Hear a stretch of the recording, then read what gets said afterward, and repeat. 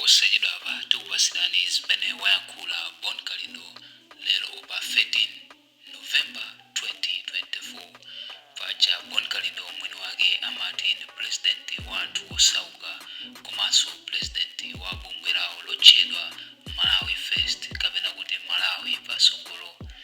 Lero lino presidentiyo wayankhula motere, takhalani pompo ndipo tamvetsera. Amalawi mukuyenera kuti musegule maso anu muyang'ane patali, ndipo ngati simutero muziwe kuti dziko ili slowly is going back to one party system.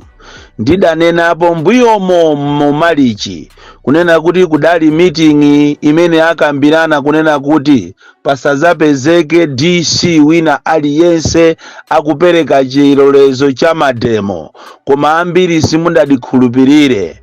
Ndipo muno Malawi ngati sitisamala, Malawi mkuyenera kuyang'ana patali chifukwa anthu amene wawa akonza nkhani zoopsa kwambiri, akonza chiwembu, ndipo they are coming for you, they are coming for you. Ndipo zisankho izizi zikubwerazi zikhala zisankho zimene sizinachitikepo muno Malawi.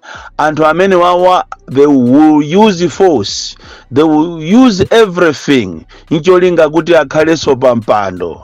Andi tikuyenera kuti tisamale kwambiri makamaka anthu tonse amuno Malawi amene timakonda dziko lathu. Malawi muno tikamanena kuti muli anthu ena ake opepera, makawadzi, anthu amene amachita pretend ngati ni ma freedom fighters, ma rights defenders, koma onse ali makape okhaokha. Anthu awawa MCP wa plus anthu awo a polisi sanganene lero kumakanena kuti sangaloleze mademo chifukwa chokuti a polisi azakhala busy, ali akhala busy yake ya mtundu wanji. Mmene alili a polisi muno Malawi, a polisi ndi ochuluka kwambiri, koma kumakanena kuti a polisi akhala busy, therefore anthu amene akufuna kupanga mademo odana ndi amayi mtalimanja amene owo achite shift date azayike date ina, zikungosonyezeratu kunena kuti IMCP akonzeka kuchita shed blood muno Malawi. And yeti omwewo akuwaloleza IMCP kuti akhale ndi parade. And parade iyi yabwera liti? Popeza anthu amene analengeza kuti afuna apange zionesero ndi azipani zosusa, ndipo nthawi yonseyi ziko limadziwa kunena kuti azipani zosusa akonzeka kuti apange mademo pa 13. Lero limu kukawalesa opanga mademo amene anayamba kulengeza kalekalewo ndikukaloleza zisiru zinzanu akuluakulu a MCP kupanga upo ndikunena kuti mufuna mukhale ndi MCP parade. Zokuti mmafuna kuti mukhale ndi parade mwazizi waliti. Amalawi mukuyenera kuti tikhale pansi muganize mofasa chifukwa izi zikuchitikazi. This is a threat to democracy. Unfortunately tili ndi magulu ena amene amazitcha kuti ma human right defenders, amenenso ena mwa iwowo akungooneka kuti ndi azatenge anthu okuti basi akungokhalira kulandira ndalama kuboma. Sinnayembekezere kunena kuti mmene Malawi alili lero tikayang'ana ndondomeko ya chisankho mmene ikuyendera, zimene sizinachitikepo muno Malawi. HRDC ndi ANAPU angabwere ndi statement yonena kuti kuchosa amayi mtalimanja kuti achite resign ndikolakwika kwambiri. Ndikunena makamaka HRDC mwina ANAPU National Advocacy Platform angobwera kumene ndi bungwe limene langobadwa mu nyengo imene ya kampeni ndalama zachulukai, koma tikunena HRDC omwe aja ankapita pa nseu deire kumanena kuti Jeni Ansa achoke pa mpando. Lero omwe ajaso wa HRDC aja akunena kuti ayi Annabel Ntalimanja akuyendesa bwino ndipo amene asachoke. Mmangoziwiratu kunena kuti ndalama ndi yoopsa kwambiri, ndalama ndi satana. Ndipo ine sinayembekezere kuona the type of people amene ali ku HRDC, achina Trumpers kuti angamalankhule zimenezozo poganizira ndi ma grey areas amene ali ku electoral commission. Anthu akuzunzika, akulephera kulembesa, ndipo kuba kukuchita kuonekeratu. Panopa apeza system ina aboma akumanka mizi munatolera ma ID kuwaona Amalawi umbuli kusaphunzira kumanamiza kuti mutipase ma ID yanu tikupasani ngongole yanifi. Zulo lyasikana ena ataya makhadi yawo kusalima, makhadi ochuluka kwambiri, ma envelope ochuluka amene munalima zanzika, kusonyeza kuti pali za chinyengo zimene zikuchitika. Mukapita mmasenta mulibemo a NRB komanso ameke amene akuti akamulemba munthu akumamuuza kunena kuti pakali pano pa chovotera tilibe, akuti chovotera ati machini yawo avuta, network yavuta. Ndi zisankho za mtundu wanje. Ndiye lero tizikamumva munthu wina ake azikanena kuti aye aujene antalimanja asachite resign iyayi, asachosedwe pa mpando. Ndiye naso kumanena kuti aye ati ndife mabungo oyima patokha, ndiye tikunena kuti zipani zosusa ndi Amalawi asamamutukwane ntalimanja. Asamutukwane ntalimanja iyeyo ngati ndani? Andiwe ukulankhula ngati ndani? Ndi mmene zinthu zilili. Kodi nthawi imene ijayo Jeni Asa ujamuka muchitira mademodeire amene ujayo ndiye sana ndi amene anayenera kuchita resign? Uyuyu wapambana chotani? Andizikuchita kuonesa kuchokera koyambirira kuno kuti zisankho izizi sizizayenda bwino olopang'ono, koma iniyo basi mwalandira ndalama uko ndiye mufuna muzichita back mediocrity. Tafuna ndikuuzeni kuti nthawi imene yoyo idapita kale. Ilinono ndi dziko la democracy, ndipo Amalawi anasukusula si Amalawi akale. Tafuna ndikuuzeni kuti ndalama zobwezi pano mukumangulandira ndikumadya m'mabungwe mwanumo, koma kuti muzilankhula stupidity, muzilankhula nonsense, Amalawi sitizalola zimenezozo.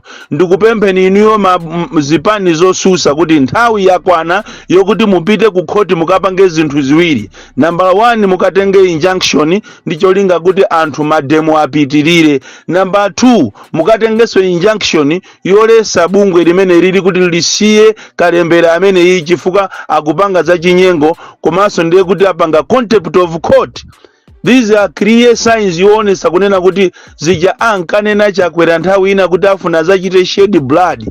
Amatanthauza nthawi yake iyi. Iye ide alirede kuchita shed blood. Ndiye kuli muno atipe Amalawi tonse asalemo yekha ndi nkazache, ndi anache Malawi munomu ndi nduna zache, than kuti azipanga ma program ofuna kupha democracy. Ife sitingalole zangati zimenezozo. Andisoka ilo tili ndi azibusa, tili ni mabishopu amene kale lija ankalankhula, tili ni mabungwe Nkwasi Religious Organization Park imene ikungokhala ndikumayang'anira zinthu zopusa zikuchitika muno Malawi. Mukamva kunena kuti madera ena kuli nkhondo mwachisanzo ku Mozambiki, zidayamba ngati chonchi, uchisiru wangati umene kumangoyang'anira zinthu chifukwa chokuti mwalandira ndalama. Ndipo ndi madabwa nanu iniyo anthu opemphera akuno ku Malawi kunena kuti kodi kupemphera kwanu mmampempherera ndani? Chalichi chanu kuti chikhale chalichi chimafuna anthu amene akhale amtendere, anthu a decent, anthu okudya bwino, anthu okhala mu environment yabwino, ma business komanso ntchito zabwino. Ndiye chimene iniyo mukuchiona kuti chikuyenda Malawi muno mboma ilili ndi chani? Andi mbuyo muja, mbuyo maboma ena ambuyo muja, why were you so vocal? Tikunena tu ino mabishop, zinthu zina zikuonongeka muno Malawi chifukwa cha anthu opemphera. Mwatayirira kwambiri, mukusekerera kwambiri mediocrity, mukusekerera kwambiri president amene akupanga zopusa. Lero li mukukalolera kunena kuti inuyo aboma a polisi a DC Lilongwe mukukalolera kunena kuti IMCP akapange parade. Kodi pamene IMCP yakupanga parade komanso anthu amene anapempha kale za mademo akakakumana pansewu chiti chikachitike ndi chani? Ndi uchisiru umene mukupangawo, koma lilipo siku limene muzasiye za chibwana zangati zimenezozo. Komanso inu anthu opemphera, ngati mukuona ngati kupemphera kusimukwanisa, kunali bwinonso muchite resign. Bishop Tunzanu wa ku England wachita resign kumene koko ku England eko wachita resign chifukwa cha nkhani chabe ya okuti so anapanga siye anapanga ni munthu ina kuzunza ana koma tikunena panopa is a breaking news ku UK kunena kuti bishop otchuka kwambiri wasiya udindo wache chifukwa chokuti pali munthu wina otchedwa Smith amazunza ana kuchokera 2013 kuzafika 2024 panopa kuzunza ana akatolika opemphera nawo limozi kumapanga abuse. Iniyonso nthawi yakwana kuti muchite resign. Kuno ku Malawi kuli mavuto ambiri even including zipatala zanu za katolika. Tapita ni kumwalandiridwa uko kumangochi mukaone mene anthu akuzunzikira kumwalandiridwa. Tikamapita kuntaja kapena tikamapita kunamwera mukaone mene anthu akuzunzikira pa chipatala chimene cha anthu ogwira ntchito. Munthu kukumana ndi galimoto yako amwalandiridwa ogwira ntchito pombo kukumana nayo mwina kuzomba samaloledwa kukwera. Maliro kuchitika pa chipatalapo stafu saloledwa kunyamulidwa. Unalese kupeza mavuto olwaza ndalama masisteri akumene kwa kumapangisa katapira kuti munthu yo amungongoze ndalama kumungongoza 200 kuzabweza 400. Undu utenga muti muutenge inuyo a Bishop Sitima akumangochi diocese kunena kuti chipatala chanu chako mwalandiridwa anthu akuzunzika kwambiri soka ilo mukaitanidwa kuti mukamve nkhawa za anthu amene akudandaula kumeneko mmangofika kukakumana ndi masisteri aku Zambiawo ndikuwashauta anthu inu ndikumapita without listening kuti kodi anthu anu akudandaula chani. Ndafuna ndikuziwiseni iniyo akulu akatolika kuti muthamangire ku chipatala chako mwalandiridwa kumangochi kumene kukuposa chedwa pompano you are sitting on a time bomb. Kuchitika zinthu zoopsa kumene kuku anthu azakhapa nako ndipo masisteri amene waku Zambiawo akumatenga katundu wa ku Italy ndikumakasiya kwawo kuchipata. Izizi ndiye muziziwe koma Bishop Sitima mwaitanidwa kangapo koma kumene kuku you are not going there to resolve the issues. Anthu akuzunzika muno Malawi ndena ndinu mwangokhala pe kumayang'aniranso mediocrity ikuchitika. Ife mabishop amene tiaziwa ife akatolika amayima pa chilungamo ndikumazuzula zinthu zonyasa kuzuzula zoyipa zimene zikuchitika muziko koma tikudabwa ndi ulamuliro uwu tonse amene maorgans wonse ma department kaya machalichi chani watola nkhani tonse tinagudwagudwa. Every department is captured. Atola nkhani amene tikuwaziwa ife kuti amayima pa chilungamo ndikumafusa ndikumachita promote democracy kulibe. Omenyera maufulu amene tikadalira ife kuti nthawi imene ijayo ankapita pa nsewu ndiyo kulibe. Abire Mayaya ali kuti, Asembereka ali kuti, a Gift Trumpets ndi awakumapereka ma statement osamvekawa. Umangoziwa kunena kuti Satana anaendadi wapansi kuchokera kunsanje kukafika kuchitipa ndikuoloka ndikumapita maiko ena kumene kusana musamale koma kunokoka kuno ku Malawi kuli Satana woopsa ndipo Malawi munomo siku lina izakhala ngati mbiri kuti otuuza analipo koma ife kusamva kwathu. I don't believe kunena kuti zoona the whole government angamatutumuke kapena kufuna kuachita infringe anthu akufuna kupanga mademo pa zinthu zimene ndizopindulira ziko. Chisankho ichi si cha munthu si cha chipani. Chisankho ichi ndi cha Malawi. Chisankho ichi si cha chipani si cha MCP ndi cha zipani zonse kuti anthu akasankhe munthu amene akumufuna. There is no need kuti niyo muzichite force kwa Malawi kuti mukasankhidwe pomwe Malawi sakukufunane. Mupange za chilungamo aliyense akamvotere munthu amene akumufuna. Osakhala izo mafuna kumabera Malawi ndikumabweresa machini kokuchaicha komanso ndikumaopseza anthu. There is no way anthu angalolere zinthu zopusa zangati zimenezo.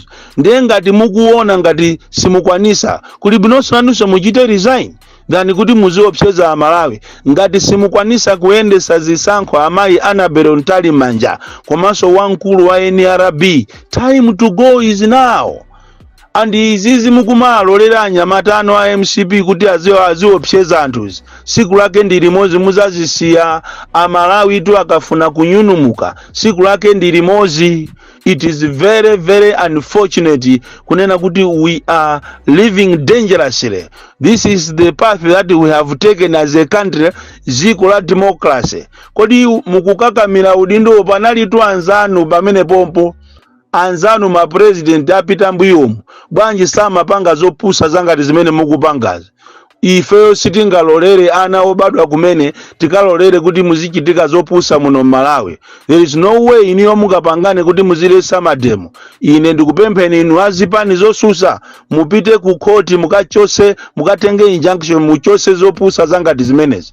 Komanso mukatenge ku injunction kapena kukasuma for contempt chifukwa zimene akupanga zindi chibwana kwambiri chachikulu. Chibwana ndipo Malawi muno anthu mukangati simusamalira anthu abandula namo munomo.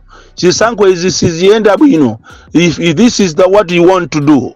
Bon Kalindo, the DC, mwana woopsa kwambiri, the most deadly and dangerous child from Njeza village, T.A. Mabuka, box 76 Mulanje, Malawi, Southern Africa.